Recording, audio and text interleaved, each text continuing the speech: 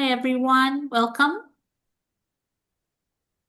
Good afternoon. So we will begin the session in about 2 minutes just to allow some time for all other attendees to log in and get settled. Okay?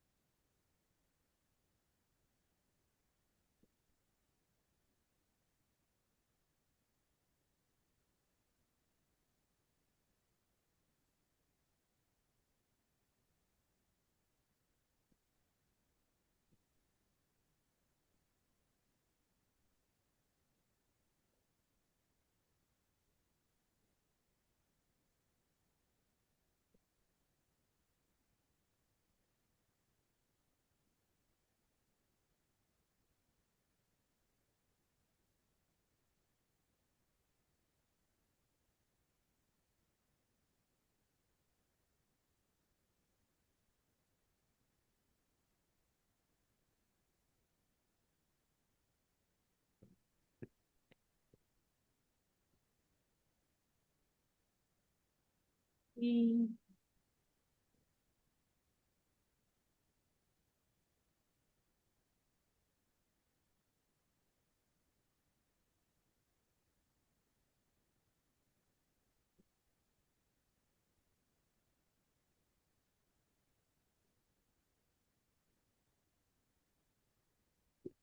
All right, everyone, I think let's get started. So once again, welcome everyone to our webinar, Your Plan B, Backup Residency and Asset Diversification.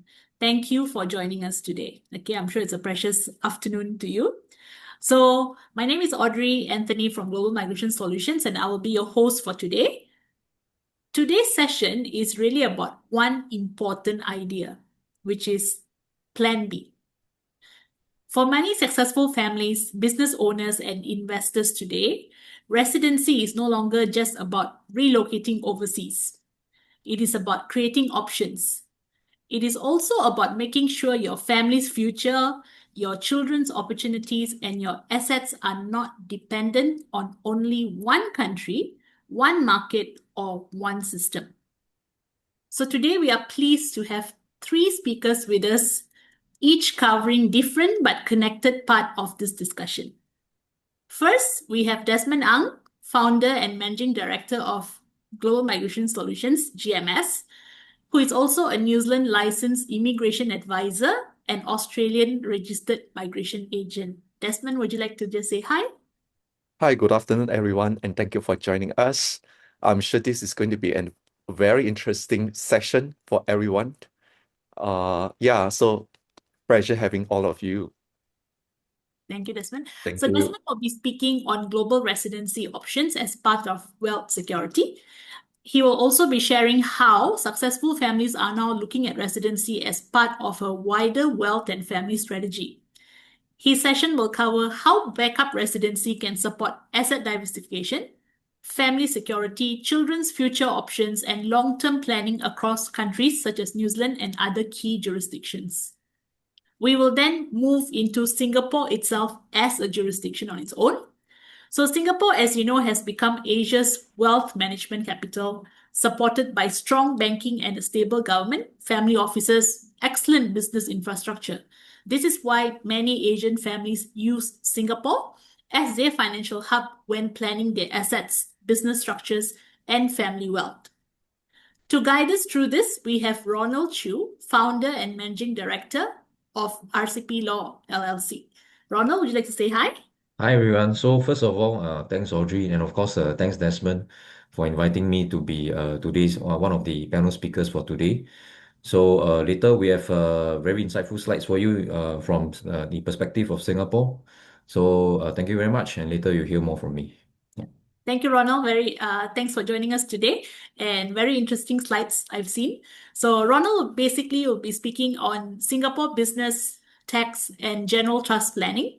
He will cover Singapore's general tax environment, business setup, and important points on employment paths, bank account opening, and a general overview of trust and asset protection. Finally, we are also pleased to have our guest speaker for today, Sherin Chamini from HSBC. She's Vice President in Business Development and Partnerships. Shireen, would you like to say hi? Hi, good afternoon, everybody. My name is Shireen from HSBC Singapore. Thank you to Desmond and team for inviting me today to speak. It's a pleasure to be here, and I'm excited to share how HSBC Singapore can support clients with their international banking needs. We'll share more later on. Thank you so much. Thank you, Shireen, for joining us. So Shireen will be providing a brief information sharing on how HSBC's banking and wealth solutions can support overall asset planning and cross-border financial needs. So if you have any questions during the session, please feel free to drop them into the Q&A box, and we will be happy to go through them at the end of the session. With that, let's begin. So I would now like to invite Desmond once again to start the session. Desmond, over to you. Thank you, Audrey, for the introduction. Hi, good afternoon, everyone. Again, my name is Desmond Ang. I'm a New Zealand's licensed immigration advisor and an Australian registered migration advisor. So over the last 23 years, so I have had the privilege of advising business owner, investor, and high net worth family across Asia and many other countries.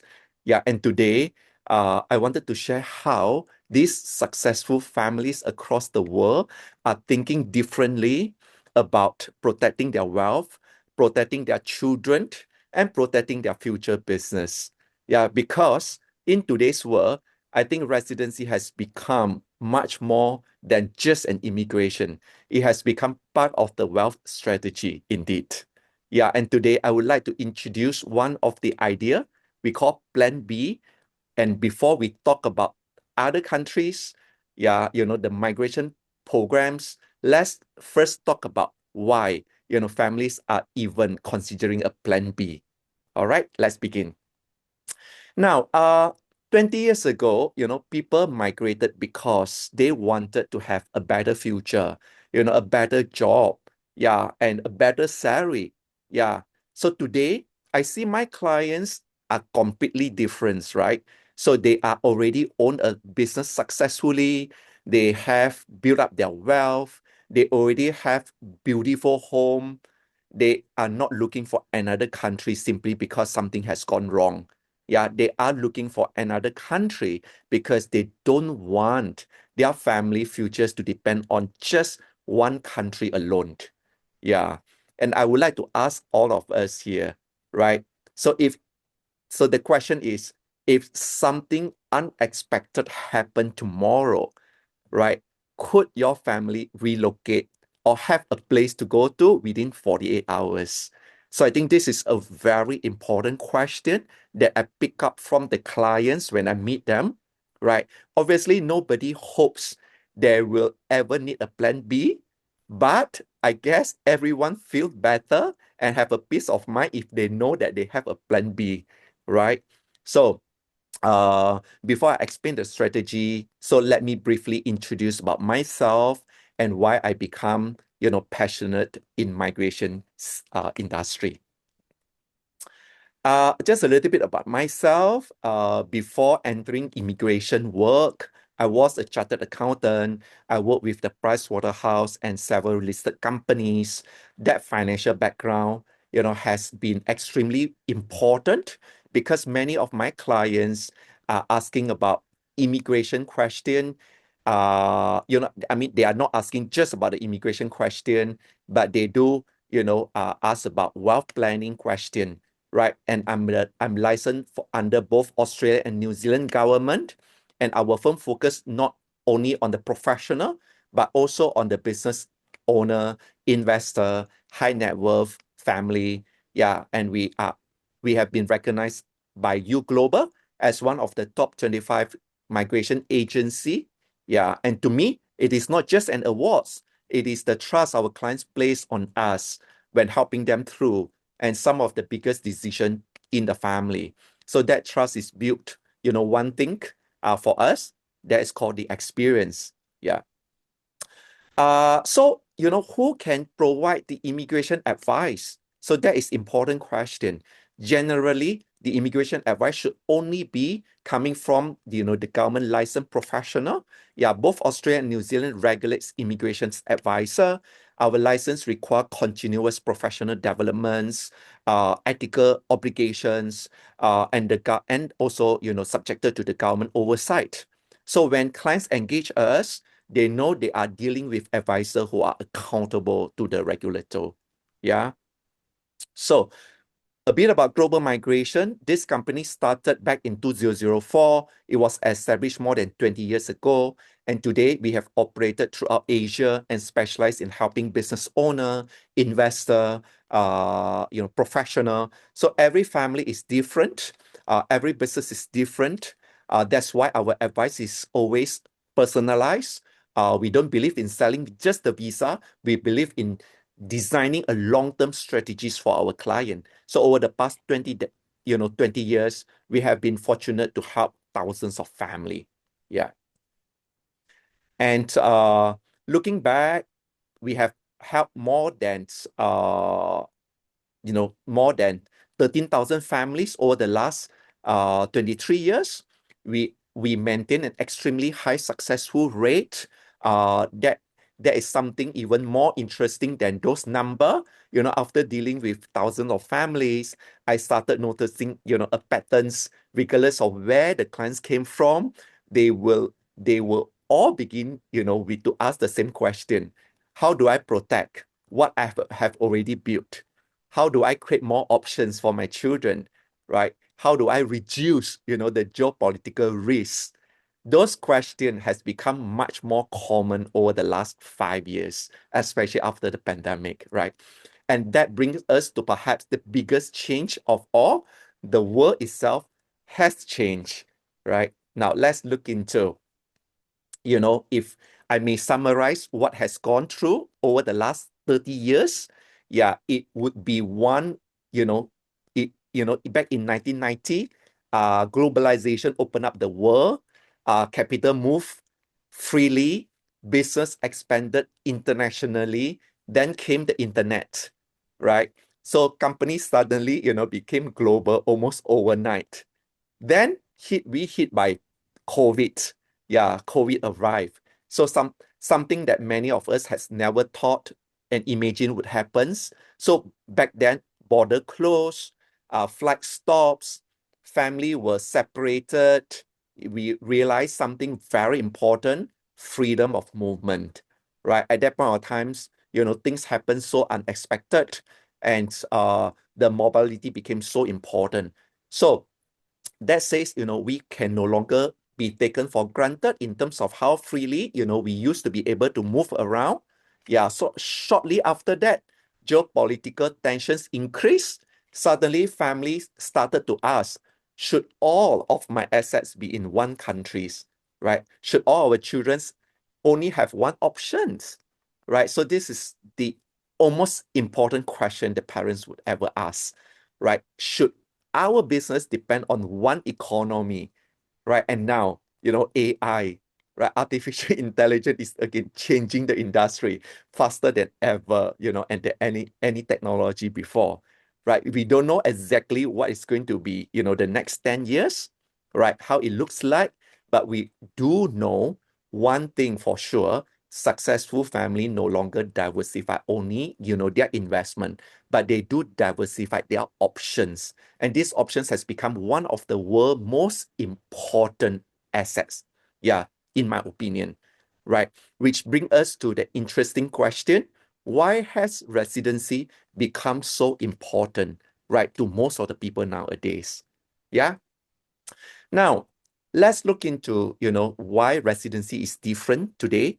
So being in this industry for the last 20 years, yeah, in fact, I have seen, the definition of residency became very different today.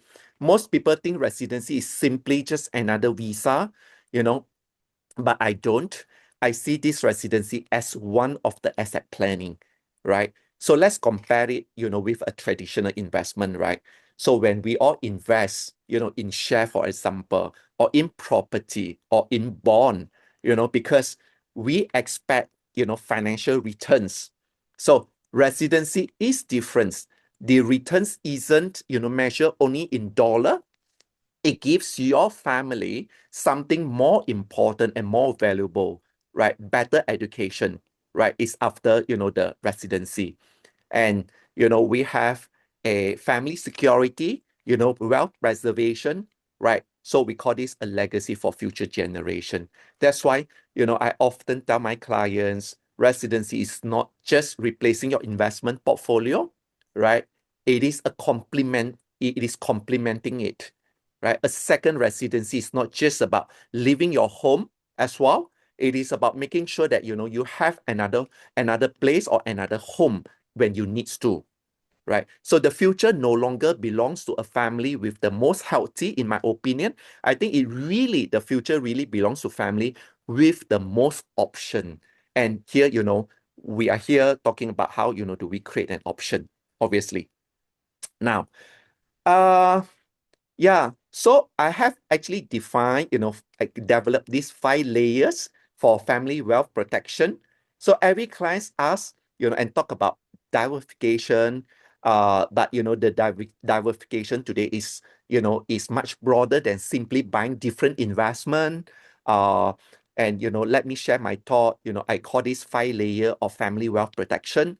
Yeah, layer one, in terms of the investment, we all understand that, yeah, don't put everything into one asset class, right? Layer two, yeah, business, a successful entrepreneur always expand, their business into different jurisdiction, yeah, different market. Then we have layer three, currency. We are exposed to all the different currency nowadays. We are no longer using one single currency, right? So many family today like hold USD, you hold Singapore dollar, you hold Australian dollar, yeah, and because currency diversified risk, right? And we need to look into that certainly. Then we also have layer, the next layer, which is a jurisdiction. We are seeking for somewhere, that gives a stable legal system. Yeah, somewhere, that is backed by the strong banking system. Yeah, and predictable regulation, right? Which is very important. And finally, we have the residency as our ultimate layer, right? Not because, you're moving tomorrow, but simply because you give, that residency give your family and options. Yeah. So this is, the 5 layers, that I would like to share with you. Yeah. So if you look at this 5 layer, right, that pyramids actually explains how, I see the family wealth, right? Investment are the fundamental, right, are the foundation. Then the business create the growth, yeah, and then the currency reduce your financial risk, right, and the jurisdiction give, or provide the stability. And finally, the residency create the flexibility, right? Thinking about, how, the next day if something happens, and you want your family members to have somewhere to go to, and you already have that on hand, right? So do notice the residency again, is on the top. The family legacy, yeah, is there. Yeah, everything we do, whether it is investing, whether it is building businesses, whether it is obtaining, the residency is ultimately about one thing, that is for the next generation. Yeah. So so if we were to decide, to diversify globally, right? So which country? So this is a very interesting question. Which country should we choose, right? So when client asks, where should I choose, Desmond? And where is the best place to go to? I guess, to different clients, the answer could be very different. Yeah, for me, my answer is always the same. There isn't any perfect country to go to, right? Every country has its strength, right? Every country serves different purpose. Yeah, think of it like, building an investment portfolio, right? You don't invest all your money into just one company, right? Rather, a successful family don't rely on just one country's, to achieve every objective.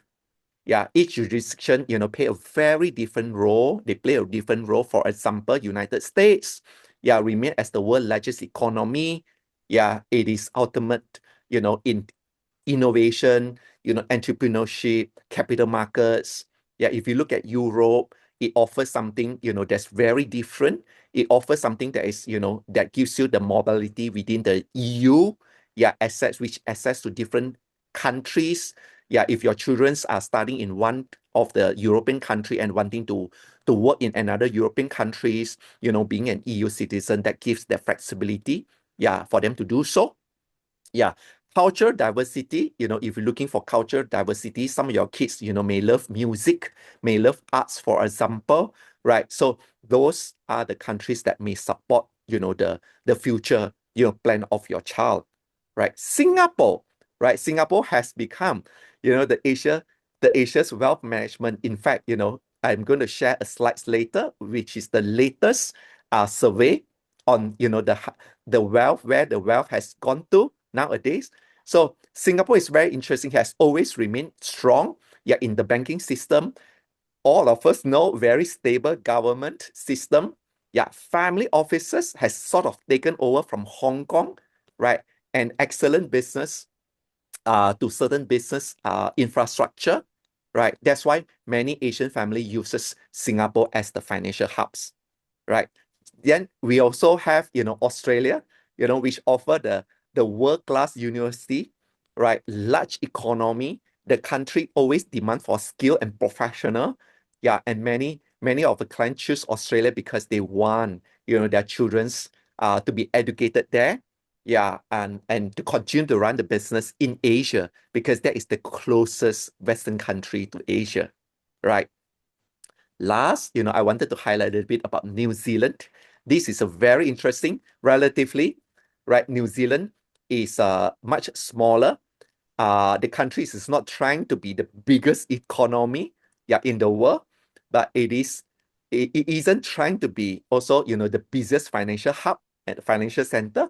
The strength, of the country is very different. It is about the stability, very predictable, the safety, the long-term family security. And that actually explained why over the last 2 years, New Zealand became the first choice of the multi-million, and high net worth individual when it comes to the second home. All right. Now, let's have a look at, this is the wealth migration reports. The slide obviously surprised many person. Yeah, you can see from here, Singapore, is the first country where, the wealth, high net worth felt, safe to actually park the wealth in the country. Followed by New Zealand, that stands out as the number 2, in the world, and for attracting high net worth individual, right? If you think about that, right, for a moment, why the wealthy family, has chose New Zealand and all this country that you have seen on the chart. They don't, for New Zealand, they don't have to move, right? They choose where to place themselves. Yeah. So when New Zealand consistently ranked near the top, over the last 2 years, it tells us something very important. So it tells us, a successful family value what New Zealand has offered. This again, which is the stability, the rule of law, the security. Yeah, these are the quality, there are important quality, that has become even more important, during uncertain time. Yeah. So many of our clients don't move immediately, when they choose New Zealand. Yeah, some continue to live, in their home country. Yeah, some continue running the business overseas, but they want New Zealand available. Yeah, they want the New Zealand available when there is a need for the plan B. All right. Let's have a look at, the a little bit more about New Zealand, why, clients choose New Zealand. I realized that, it is not just purely the tax, incentive, the tax system there. It is not just purely, the immigration policy, though, the New Zealand always have a very structured and friendly immigration policy. Yeah. But what they are looking at is, they chose New Zealand because of what it represents, right? The country is one of the world's most stable democracy, a strong, institution. Yeah, and it has a very transparent government. Yeah, and the independence courts, for example. Yeah, and the wealth preservation. isn't just about making money, right? Clients want the stability, they wanted to know that it is safe for them to park their funds in the country, as much as, it is a relatively a small country compared to many others, right? But the stability is what they're looking for, right? So all these factors, right, give families, the confidence, right? And the families secure, the parents tell me something, I think, I just want something, my children to grow up somewhere that is safe. Yeah, I hear this all the times. Yeah, and the parents told me, the children's education is what they are looking for. They want to have the children to undergo, the education system in a safe environment, for example, right? And there are plenty of, a good university in New Zealand. Mm. So I guess, the summary, the conclusion here is, the parents are investing for the next generation. Yeah. Now, today, let's have a look very quickly a bit on, what are the options available in New Zealand. So the government is offering, two broad pathway for successful family. Yeah, the first one being an active investor plus program. This is designed, for the global investor, family who do not wish to establish a business in New Zealand, rather who already established their wealth, and they invest into some approved government investment plan that complies with the government's policy. Yeah, in returns, they obtain, a direct residence pathway, or residence status, followed by the permanent residence status for lifetime. The advantage is, they only need to spend 21 days over a period of the first 3 years, followed by a lifetime PR, whether they continue to live in New Zealand or they choose to, return back to New Zealand one day, in their lifetime, the PR stays with them forever. Yeah, so this is very interesting. This program was introduced last year, 1st of April 2025, and so far it has brought in more than 600 applicants, family globally into New Zealand with a minimum of 5 million investment. And then we also have a business investor visa, which was introduced by the New Zealand government just a few months ago in November.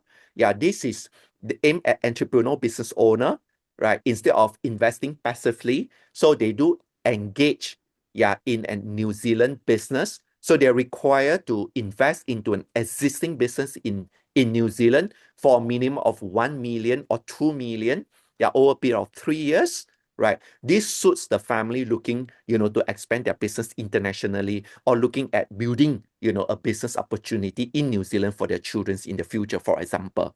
Right. So by doing so, they actually, get, to is a path that build out the pathway, to obtain the residency. Yeah. So again, over the past more than 20 years, I met clients, from different country. They speak different language. The cultures are different. The business environments are different from those country, but they all ask, the same question. How do I protect everything that I have built? Yeah, I think this is, this is the same question that everyone's, all clients has. Yeah.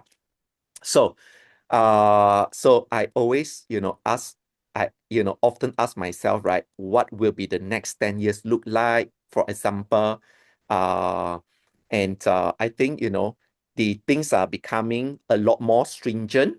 Yeah, and I think, the one thing I noted, the programs are a lot more selective. Yeah, from the different jurisdiction, we have seen governments tightening up the program. We look at, the higher, more stringent requirement where, for example, the governments are looking at, higher and a stronger sources of fund check, for example. Yeah, from the client's perspective, we see also clients do started to recognize, and acknowledge the importance of having, the global mobility and the options available. Yeah. So I guess, just something, to live with everyone. Yeah, for example, I would like to share my thought. Yeah.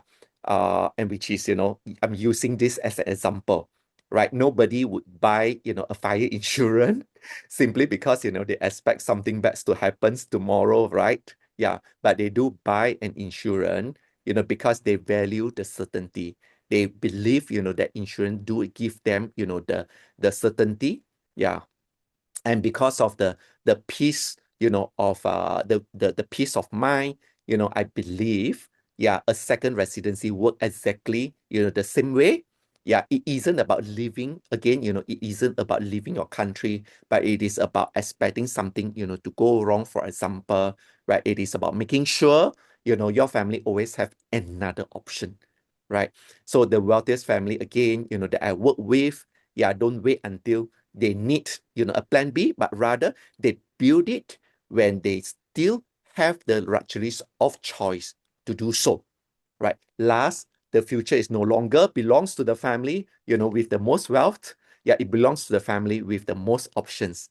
Again, thank you so much. I think, that is my sharing. Yeah. And thank you for listening.